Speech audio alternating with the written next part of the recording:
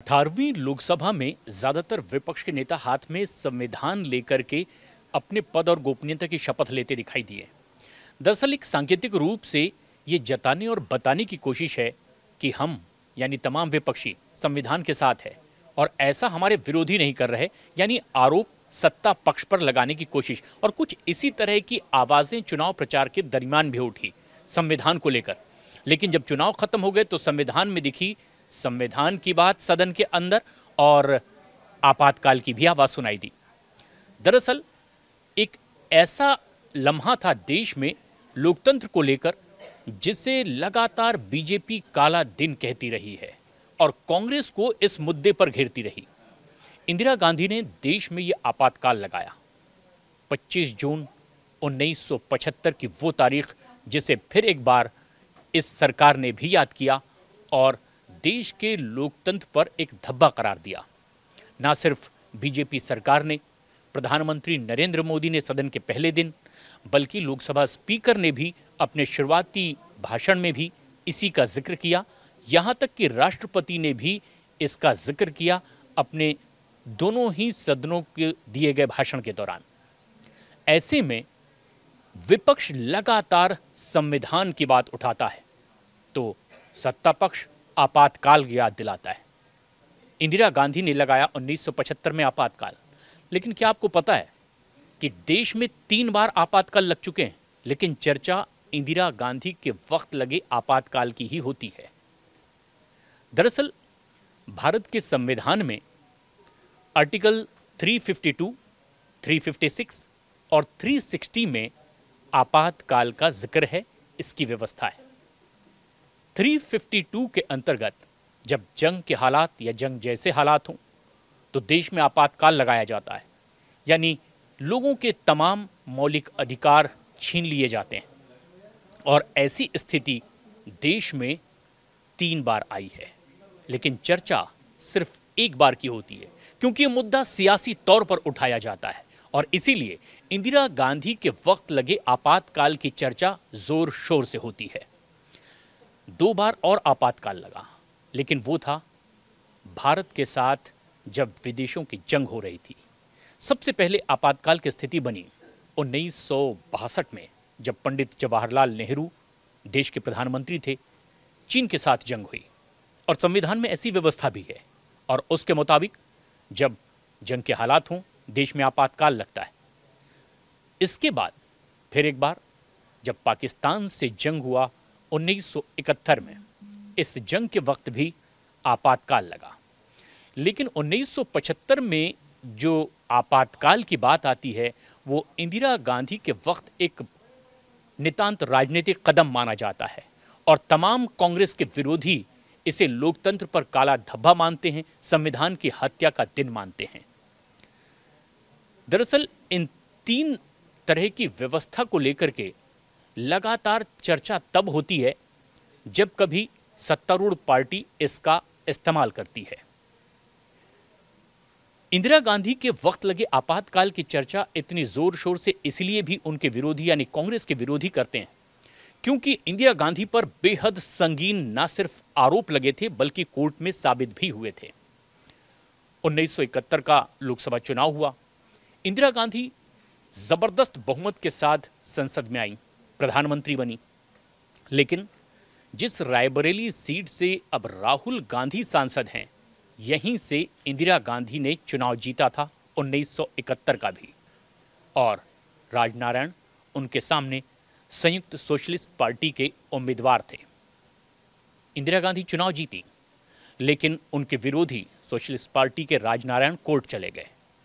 इंदिरा गांधी पर आरोप लगाया कि उन्होंने सही तरीकों का इस्तेमाल करके ये चुनाव नहीं जीता है और आखिरकार जिस तरह के आरोप लगाए गए थे कोर्ट में ये साबित हुए और इलाहाबाद हाई कोर्ट ने इंदिरा गांधी के उस चुनाव को यानी सांसद बनने की पूरी प्रक्रिया को गलत ठहराया, उनका चुनाव रद्द कर दिया और अब उन्हें प्रधानमंत्री पद से भी हटने की नौबत आ गई थी। उन पर संगीन आरोप लगे कि उन्होंने सरकारी मशीनरी का गलत इस्तेमाल किया है और गलत इस्तेमाल करके ये चुनाव जीती हैं, इसलिए उनका चुनाव रद्द किया जाता है। और ना सिर्फ इतना बल्कि 6 साल तक के आगे भी कोई चुनाव न लड़ने की एक बड़ा फैसला इलाहाबाद हाई कोर्ट की ओर से लगा दिया गया। ये एक बड़ा फैसला था, पूरे देश में हड़कंप मच गया। यहीं इंदिरा गांधी सुप्रीम कोर्ट में भी पहुंची, लेकिन वैसी कोई बड़ी राहत इंदिरा गांधी को नहीं मिली जैसी कि वो उम्मीद कर रही थी। उनके इस चुनाव को रद्द माना गया, लेकिन प्रधानमंत्री पद पर बने रहने की थोड़ी सहूलियत और रियायत इंदिरा गांधी को मिली थी। लेकिन इससे बहुत बौखलाई इंदिरा गांधी ने, तब फखरुद्दीन अली अहमद राष्ट्रपति थे। इंदिरा गांधी ने, पूरे कैबिनेट ने ये पेशकश की राष्ट्रपति से कि देश में आपातकाल लगा दिया जाए, यानी कि तमाम वो फैसले अब रद्द होंगे जो लिए गए, और आगे भी किसी के कोई वैसे मौलिक अधिकार नहीं रह जाएंगे जिसकी जंग अदालतों में लड़ी जाती है। और उस स्थिति में कई ऐसे देश के बड़े इंदिरा गांधी के विरोधी थे जिन्हें जेल भेजा गया, जिसमें अटल बिहारी वाजपेयी भी थे, लाल कृष्ण आडवाणी भी थे, और अब भी ऐसे कई राजनीतिक दल हैं जो कांग्रेस के साथ खड़े हैं, लेकिन उनके अपने वरिष्ठ नेता भी इसी आपातकाल में जेल में थे। मुलायम सिंह यादव, लालू प्रसाद यादव और देश भर से ऐसे कई नेता, जॉर्ज फर्नांडिस, वो आपातकाल में ही जेल चले गए थे। और ऐसे में देश भर में तमाम प्रेस पर भी पाबंदी थी। वो अपनी मर्जी से कोई खबर छाप भी नहीं सकते थे जब तक कि सरकार की अनुमति न ली जाए, और इसे संविधान की हत्या करने वाला कदम माना गया। इंदिरा गांधी पर यह एक संगीन आरोप लगा। 21 मार्च 1977 तक ये आपातकाल देश में था, तकरीबन 2 साल तक के। और तब इस तरह के हालात थे कि कोई भी स्वेच्छा से उस तरह के मौलिक अधिकारों का इस्तेमाल नहीं कर सकता था जो संविधान के द्वारा दिए गए थे। और तब आर्टिकल 352 के तहत देश में ये इमरजेंसी लगी थी। और इसीलिए, क्योंकि देश में 3 बार इमरजेंसी लग चुकी है, लेकिन उन 2 इमरजेंसीज को माना गया कि क्योंकि वाकई विदेशों से हमारे जंग के हालात थे और कानून की ये, संविधान की ये व्यवस्था है, इसलिए उसे सामान्य गतिविधि माना गया। लेकिन देश के भीतर वैसी कोई उथल पुथल उससे नहीं मची थी जैसी कि इंदिरा गांधी ने इस समय लगाई हुई आपातकाल से हुई, क्योंकि ये माना गया कि इंदिरा गांधी ने सिर्फ अपने फायदे के लिए ये आपातकाल लगाया है और विरोधियों को जेल में डालने की उनकी नीति के तहत ही ये आपातकाल की व्यवस्था की गई है।